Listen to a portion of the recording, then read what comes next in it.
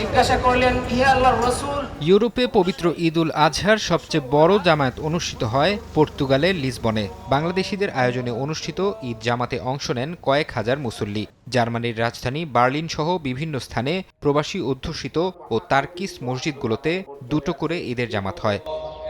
ইতালির রাজধানী রোম সহ দেশটির বিভিন্ন অঞ্চলে ৫০টিরও বেশি স্থানে খোলা মাঠে ঈদের জামাত অনুষ্ঠিত হয়। আয়ারল্যান্ডেও আল্লাহর নৈকট্য লাভের আশায় ঈদের জামাতে অংশ নেন অনেকে। ফ্রান্সের প্যারিসে প্রধান মসজিদের পাশাপাশি বাংলাদেশি অধ্যুষিত এলাকায় একাধিক ঈদ জামাত অনুষ্ঠিত হয়। ফিনল্যান্ডের রাজধানী হেলসিঙ্কিতে বাংলাদেশ কমিউনিটির আয়োজনে ৩টি ইনডোর স্টেডিয়ামে উদযাপিত হয়েছে ঈদ উল আজহার জামাত। সবচেয়ে বড় জামাত হয়েছে এসপো মুসলিম সেন্টারের আয়োজনে।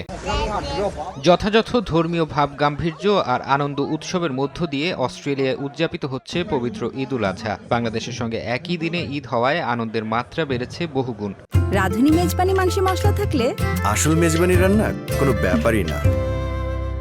বাংলাদেশি মুসলিমদের আয়োজনে ঈদের জামাতে হাজার হাজার প্রবাসী অংশগ্রহণ করেন। বৃষ্টির সম্ভাবনা থাকায় এবার বিভিন্ন ইনডোর ও কমিউনিটি সেন্টারে ঈদের জামাত আয়োজিত হয়। দেশের মতো করেই খোলা মাঠে ঈদগাহের আদলে ঈদ উল আজহার নামাজ আদায় করেছে কানাডার টরন্টোর বাংলাদেশি কমিউনিটি। শহরের বাংলা টাউন হিসেবে পরিচিত ডেনফোর্থ এলাকায় ডেন্টোনিয়া পার্কে সকাল 10টায় অনুষ্ঠিত হয় ঈদের জামাত।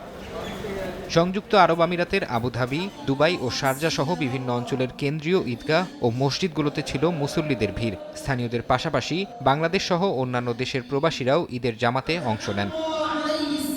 ফারহাদ চৌধুরী, সময় সংবাদ।